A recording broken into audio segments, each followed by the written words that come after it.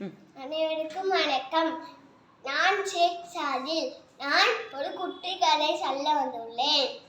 ஒரு ஊர்ல ஒரு ராஜா இருந்தாராம். அந்த ராஜா அந்த ஊர் மக்களுக்கு ஒரு போட்டி வச்சாராம். அந்த போட்டியில யார் கோட்டை கடை திறக்கிறாங்களோ அவங்களுக்கு பாதி ஊரை கிஃப்டா தந்து அவங்களையும் ராஜா ஆக்கணும்னு சொன்னாங்களாம்.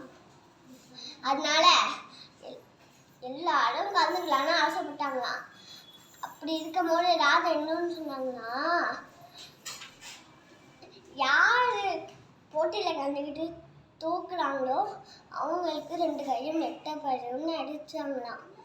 அதனால யாரும் இல்லையா, ஒருத்தவங்க மட்டும் வந்தாங்களாம். அதுல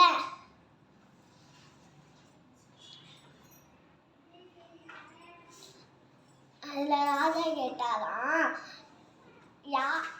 தம்பி போட்டியில கண்டு தோத்துட்டா உன் கைதானே வெட்டப்படும் அப்படின்னு சொன்னாங்க. என் தம்பி சொன்னானா, கைதானே போவோம், இது ஒன்றும் போவதில்ல அப்படின்னு சொன்னானா. சரிங்க ராஜா சரின்னு போட்டானா. தன்னோடனே கதவை திறந்துருச்சான். இதுலேருந்து என்ன புரிஞ்சுன்னா, முயற்சி முயன்றால் சாதிக்க முடியும். நம்ம எந்த போட்டியும் கலந்துக்காமல் இருக்கிறதோட கலந்துக்கிட்டு வெற்றி காய்ச்சது ரொம்ப நல்லது. நன்றி, வணக்கம்.